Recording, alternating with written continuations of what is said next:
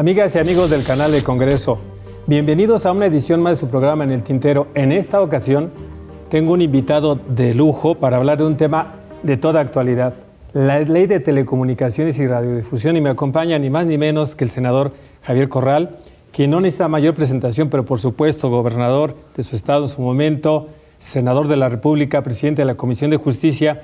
Y para mí es un honor que charle conmigo, pero sobre todo con ustedes. Bienvenido, querido senador. Gracias, Rogelio. Muchas gracias por la invitación. Y bueno, pues sin más preámbulos y a sabiendas que es un tema amplio, me gustaría preguntarte qué tenemos en esta ley, por qué esta ley y qué hemos hecho en el proceso y cómo llegamos a lo que finalmente se aprobó. Bueno, la ley es reglamentaria de la reforma constitucional que se produjo en diciembre del año pasado y que extinguió la autonomía del Instituto Federal de Telecomunicaciones por un lado y de la Comisión Federal de Competencia Económica. Y al extinguirse estas dos autonomías, había que hacer un rediseño de funciones, facultades y competencias entre ambas instituciones. Y nació entonces la iniciativa presentada por la Presidenta de la República, la doctora Claudia Sheinbaum, que envió hace un par de meses al Congreso esta iniciativa. Una iniciativa que en general, por supuesto que tiene objetivos muy importantes, de gran beneficio público, particularmente garantizar en todo el país el derecho de acceso a Internet a la población en general, pero que tenía algunos errores. Lo digo así porque había algunas redacciones que generaron mucha polémica. Y luego también el diseño de concentración de atribuciones en la Agencia de Transformación Digital y Telecomunicaciones, pues preocupó a muchos sectores. Debo de entrada también decirlo como es, a la propia presidenta, que una vez que conoce la redacción específica, ella misma se pronuncia porque se ha revisado ese modelo de regulación. E incluso dice que escuchemos las voces discrepantes o las que han impugnado la iniciativa y entonces abrimos a partir de ahí un parlamento abierto. Organizamos 5 conversatorios en donde participaron 89 voces expertas, representando a distintos intereses, sectores, organizaciones sociales, obviamente las cámaras industriales de la radiodifusión, de las telecomunicaciones, académicos, investigadores, colegios de profesionistas, operadores, empresarios de la industria de la radio y la televisión. Se escuchó a todos y debo decir que asumimos muchas de las propuestas que en los conversatorios se hicieron. Senador, ¿cuáles fueron los puntos álgidos en el primer proyecto que se superaron en forma sintética? Había un artículo, el artículo 109 de la iniciativa, que permitía bajar la señal de las plataformas digitales por incumplimiento de obligaciones fiscales. Efectivamente, esta disposición pues era un error. Primero porque esta no es la ley sustantiva, es una ley de radiodifusión y telecomunicaciones. La base y la razonabilidad jurídica de esta legislación es que los concesionarios de radio, televisión y telecomunicaciones operan bajo concesión, porque explotan y aprovechan un bien del dominio de la nación, y su naturaleza sustantiva es esa. Las plataformas digitales no, son plataformas digitales que operan a través de Internet y que no necesitan de una concesión del Estado para operar. Y en ese sentido, eso generó una gran polémica. Claro que se magnificó, inmediatamente se le colocó el mote de ley censura. Había otras 2 disposiciones que efectivamente podían interpretarse como un mecanismo de previa censura, toda vez que cuando surgió la polémica por los anuncios que el Departamento de Estado norteamericano hizo en las cadenas de televisión, la presidenta se manifestó para incorporar dentro de esta legislación secundaria, reglamentaria de la reforma constitucional, alguna disposición para que no volviera a suceder que un gobierno extranjero nos metiera en nuestros propios canales de televisión contenidos sobre todo discriminatorios e incluso intimidantes. Ese comercial o ese spot de publicidad del gobierno de los Estados Unidos pues era un insulto a la dignidad de los mexicanos. La redacción de esa intención no fue la más afortunada, porque preveía un mecanismo de autorización previa a la Secretaría de Gobernación. Ahora ha quedado la prohibición, pero no como un mecanismo de previa censura, sino como un supuesto de responsabilidad que el Estado puede sancionar a posteriori una vez que se revisen, se aperciban o se haga un procedimiento. Okay. Y estaba muy amplio originalmente la prohibición. Ahora solamente a gobiernos extranjeros que patrocinen o apoyen, impulsen ese tipo de publicidad. Pero se ha acotado a contenidos de carácter político o ideológico y está abierto a actividades culturales, deportivas, turísticas, ¿verdad? Ahora, lo que realmente sí había razón, ¿no? o vamos a decir, sí era una preocupación genuina de algunos otros actores. Debo decir que yo mismo tuve la preocupación, pues fue el diseño del órgano regulador. Incluso en los primeros minutos en el que el dictamen fue aprobado por el Senado, yo me pronuncié en una de mis redes sociales, preocupado por el diseño de una concentración en la Agencia de Transformación Digital, lo que convertía a la regulación de este sector tan importante, tan estratégico, tan sofisticado también, en un modelo unipersonal, en el que podía haber pues, muchas valoraciones políticas al final. Además, y no siendo eterno, se identificó con Pepe Merino, todo esto. Así es, y a ver, por supuesto que yo no tenía la preocupación por ser Pepe Merino. Tengo un afecto personal, reconozco en él un hombre íntegro, pero además pues con una inteligencia y una capacidad de innovación en tareas de gobierno muy importantes. El modelo en la persona que fuera. Claro. Porque la naturaleza del poder, pero además la regulación de un sector como este, pues no es cualquier cosa, es además sujeto de muchas presiones. ¿Por qué? Porque en esta legislación, Rogelio, confluyen los verdaderos intereses políticos y económicos del país. Este es el sector de los ricos de México, pero además de los que tienen una gran influencia política y capacidad de seducción en términos políticos, porque pues, son los dueños de las cadenas de televisión. Entonces, esa preocupación la presidenta la atendió de inmediato. De hecho, ella me llamó para invitarme a participar en un grupo de trabajo que revisara la iniciativa. Primero pidió mi opinión, cómo veía yo las cosas, y fue muy receptiva, pero muy receptiva. Y de ahí se detonó los conversatorios. Había otro tema polémico, por decirlo en esos términos, en el que el Estado se autoasignaba espectro radioeléctrico para dar servicios de telecomunicaciones al usuario final en uso comercial.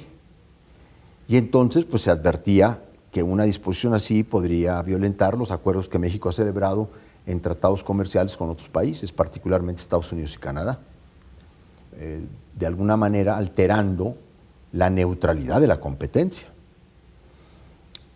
Esa era también una preocupación. Y todos esos temas se fueron explayando en los conversatorios. Otros dijeron se quitó la consulta pública para tomar decisiones importantes en materia de regulación. El órgano de telecomunicaciones no puede tener la facultad de competencia económica en estos sectores porque eso ya se lo dio la reforma constitucional a la Agencia Antimonopolios. Y se vinieron explayando, pues. Prácticamente todas, sí, todas fueron subsanadas. En todas nos allanamos, por decirlo de alguna manera, ¿no? En todas nos allanamos. Hicimos nuevas definiciones y redacciones y ya se ha generado una mucho mejor ley.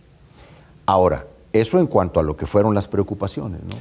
Ahora, yo he escuchado antes de que pasemos a la parte que queda, que es Sí. muy importante que nos lo comentes, he escuchado a gente que participó en los conversatorios, gente experta.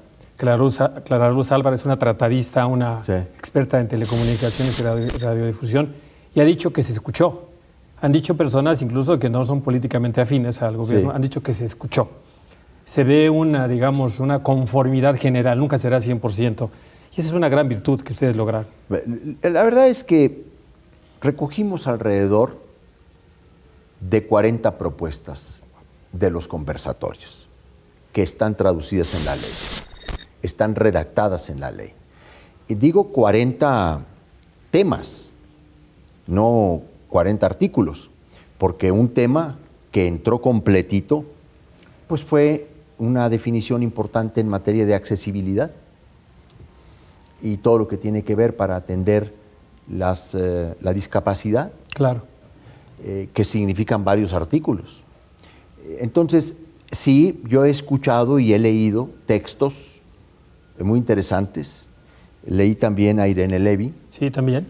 que ha planteado un tema interesante en su análisis al final de su artículo y dice, esta es la primera ocasión que me permite cerciorarme que no se ve la pluma ni de Televisa ni de los intereses estrictos de las empresas, ¿no? Porque en muchos intentos legislativos en México, las televisoras y los grandes intereses monopólicos de la radiodifusión y las telecomunicaciones terminaban redactando algunos de los artículos. Ay, la ley Televisa La histórica. ley Televisa. Oye, querido senador Javier Corral, quiero pedirte que hagamos una pausa Sí, porque cómo lo no. que viene es ahora qué producto obtuvimos, cómo superamos. Así es que te pido que Sí, cómo no, claro, estés con claro que nosotros. sí. Y a ustedes, gentiles amigas y amigas, les pido que nos esperen a un corte. Regresamos, se va a poner mejor. Estamos de regreso aquí en su programa El Tintero, charlando ni más ni menos que con el senador Javier Corral sobre la ley de telecomunicaciones y radiodifusión. Una ley que queda finalmente ya en un diseño, me parece que muy conforme en lo general y con muchos avances respecto a la ley de 2014 y con este no concentración donde se crea un órgano, se crea un ente que ustedes diseñaron y que va a ser el garante, derecho a las audiencias, etcétera. Pero tú eres el que nos tienes que platicar para nuestro auditorio que estará ávido de escuchar. El nuevo órgano regulador es un órgano desconcentrado que tendrá independencia y autonomía técnica, operativa y de gestión. Estará conformado por 5 comisionados con experiencia en el sector de las telecomunicaciones y de la radiodifusión. Será un órgano de deliberación pública con resoluciones técnicas y, por supuesto, y muy importante decirlo, en este órgano estará de manera colegiada la máxima decisión para otorgar, para renovar, para revocar concesiones en materia de revolución y telecomunicaciones y autorizaciones. Y me parece que dentro del marco constitucional que ahora tenemos, era el mejor diseño posible, porque al extinguirse la autonomía constitucional, quedaba simple y sencillamente la posibilidad de una entidad bajo la esfera del Ejecutivo. Este órgano colegiado sí está adscrito a la Agencia de Transformación Digital, pero pues se le ha incorporado una serie de procedimientos, de reglas, para que sus decisiones sean técnicas y no políticas. Al final será la Agencia de Transformación Digital la que firme las concesiones y los permisos de los dictámenes que la comisión ¿Por cuántas establezca. personas estará integrada? Por 5 personas. 5 personas. ¿Quién las designa o cómo? La presidenta de la República las nombrará, Muy bien. y el Senado de la República las ratificará. Muy bien. Ahora bien, esta distribución, esta nueva distribución de funciones y de atribuciones, yo digo que ha quedado mejor de como había en el pasado con la COFETEL. La Agencia de Transformación Digital tendrá directamente las atribuciones de promoción y política pública en materia de telecomunicaciones y radiodifusión. En la comisión, la regulación del sector.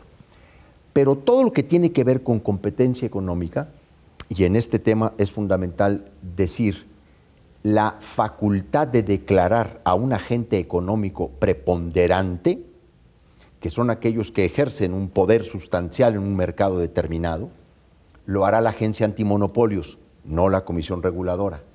Y esa misma Agencia Antimonopolios va a poder imponer la regulación asimétrica que necesita un agente con poder sustancial de mercado, pues para generar condiciones de igualdad entre competidores, como compartición de infraestructura. Un cruce transversal. Así es. Muy bien. Ahora, la Comisión Reguladora de Telecomunicaciones, por supuesto, que emitirá su opinión. Y entonces hemos hecho una coordinación interinstitucional entre telecomunicaciones y competencia económica para que el órgano que está directamente encargado de la supervisión, el monitoreo, el que tiene los datos, las cifras, los números, el que interactúa permanentemente con los sectores, pueda opinar en un dictamen sobre los agentes económicos preponderantes. Entonces, esta parte yo creo que quedó bien. Pero me gustaría poder, Rogelio, comentar cuáles son y quedaron plasmados como los principales objetivos de la iniciativa de la doctora. Porque tú lo decías al principio, antes de empezar a conversar, que esta en realidad no es una nueva ley. Es una reforma integral, sí, a la actual ley, pero conserva mucho de su articulado, entre un 70-80% de disposiciones que pasaron tal cual de la ley vigente, la Ley Federal de Telecomunicaciones, a la nueva. Lo que sí es muy importante decir es que ahora en la iniciativa ha habido un gran objetivo, gran objetivo. ¿Cómo hacer que toda la población en México tenga acceso a Internet? Internet como el gran instrumento libertario y liberador, como el gran derecho que posibilita otros derechos digitales y un conjunto de derechos, y que además acerca servicios fundamentales, conocimiento, entretenimiento, pero también salud a distancia, educación a distancia, servicios financieros, etc. Incluso expandir Internet, que toda la población tenga acceso a Internet en condiciones de calidad y buen precio, incluso en muchas zonas y espacios públicos de manera gratuita. Esta expansión pues no puede ser más contrario a un intento de censura, porque si algo es un instrumento incluso contra la censura, pues es Internet. De los datos conocidos, casi 14 millones de mexicanas y mexicanos, considerando edad de 14 años, no tienen acceso a Internet, más ciertas brechas, caminos, etcétera, donde hay espacios sin Internet. ¿Ahí hay un mecanismo para que se puedan conectar o interconectar, digamos? Sí, la ley desarrolla muchas acciones y muchas disposiciones tendientes a asegurar una mayor conectividad en el país, no solo de Internet, pues de la propia telefonía, porque hay rutas, caminos, carreteras en nuestro país en donde sale uno de la zona urbana y a los 10 kilómetros ya no hay señal, porque se deja de invertir en mecanismos de redundancia de las señales, o incluso no solamente el tema de los que no tienen internet, de los que tienen en muy malas condiciones y con muchas deficiencias. Entonces la ley va generando muchas medidas. Por ejemplo, la primera y muy importante, que ahora el Estado podrá también entrar a dar servicios al usuario final, por ejemplo, a través de su empresa pública, Comisión Federal de Electricidad, mediante una concesión de uso comercial, para asegurar cobertura social en áreas no solo marginadas o aisladas, sino en lo que llamamos áreas prioritarias, porque el tema del acceso a Internet y a la telefonía no es un tema solo de zonas geográficamente aisladas, es también de tarifas, es también un tema de asequibilidad, pues en zonas urbanas hay cinturones poblacionales que tienen desconectados sus teléfonos, que tienen apagados sus celulares o que nada más reciben por las tarifas tan caras. Que el Estado entre para asegurar precios más asequibles va a ser una presión a la baja de las tarifas de los operadores privados. Claro, un regulador. Un regulador, por supuesto. Ahora, el Estado solamente va a poder competir para esos dos objetivos, para cobertura social y asequibilidad. O sea, el Estado no puede llegar a decir, pues ahora yo vendo más caro que los privados, eso no lo puede hacer, porque eso se ha cuidado en la legislación. Pero luego también se ofrece una serie de medidas de exención, de estímulo fiscal, incluso de descuentos a operadores privados que se comprometan a llevar el Internet a zonas prioritarias. Usando las redes incluso del Estado, las redes públicas. Sí, incluso hay una disposición para compartición de infraestructura de todos a todos, porque ahora nada más sucedía entre privados, ¿no? Entonces la compartición de infraestructura es uno de los ejes de esta nueva ley que posibilita la ampliación de las redes de pequeños operadores y de medianos operadores, claro, también, y de medios públicos que puedan compartir su infraestructura y que se las puedan compartir a ellos.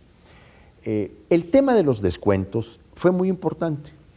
A lo largo de los conversatorios, los operadores se quejaron de que en México el espectro es muy caro. Dijeron que era muy caro, que era muy elevado el costo del espectro, en fin. Vamos a decir que México tiene algunos de los precios de espectro más altos del continente, sí, pero no significa que sea caro. Cada estado valora la rentabilidad de sus bienes públicos, porque en primer lugar yo no conozco a ningún concesionario ni de radio, televisión ni de telecomunicaciones que esté pobre. Todos son muy... Parece ser un buen negocio. Parece ser un buen negocio. Llegamos a tener el hombre más rico del mundo en pues este sí, sector. Bueno, ahí hay además una... Y además legítimamente. Sí, ahí hay una fortuna que habla de este tema. Senador, sí, me gustaría, por razón de la tiranía del tiempo en televisión, pedirte que tomemos dos puntos. Un tema, esto que ya generó en su momento mucha polémica, el registro de los teléfonos celulares, que me parece que debe ser esclarecido. Sí. Y por el otro lado, el derecho de las audiencias, esto que se retoma de la ley de 2014, pero que se retoma. Sí. ¿Qué hay con esto? ¿El Estado tendrá un registro, como se ha dicho, o es más bien un control de las compañías? Bueno, son temas muy interesantes. Primero, entre otros de los grandes objetivos de la reforma de la doctora Claudia Sheinbaum fue recuperar los derechos de las audiencias.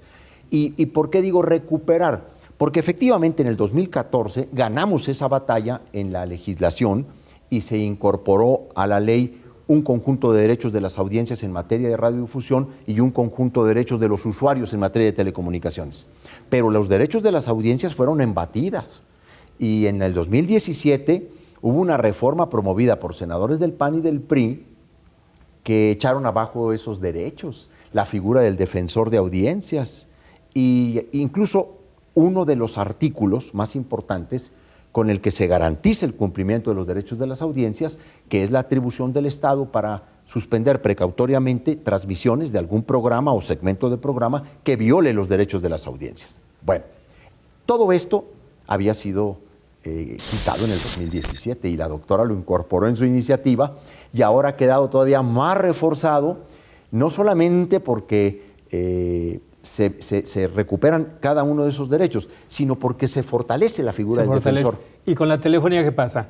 ¿En realidad es un registro del Estado o las compañías? No, a ver, nosotros quitamos de la ley, porque la Corte lo invalidó, el registro público de usuarios de telefonía móvil. Ya. Eso ya no existe en la legislación, es una mentira. Es que hay mucha magnificación. Claro. A ver, como se les quitaron todas las banderas, Sí, todas son todas. sí. Si uno revisara todas y cada una de las impugnaciones que se hicieron, se quedaron sin nada, los impugnadores. Ahora, ¿qué se queda en la legislación que aprobamos? Lo que ya estaba en la ley del 2014 en materia de geolocalización Claro. en tiempo real de aparatos móviles, de dispositivos móviles.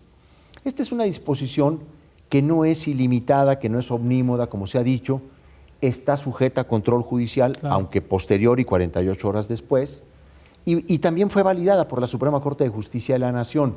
Pero esta es una disposición fundamental de colaboración con la justicia y la seguridad pública en el país, en un contexto como el que tenemos, en el gran reto que tenemos todos en materia de seguridad pública, de combate a la delincuencia organizada. Quedamos con la certeza, protegidos por el artículo 16, los principios de la ley 2014, y en realidad no pasa nada.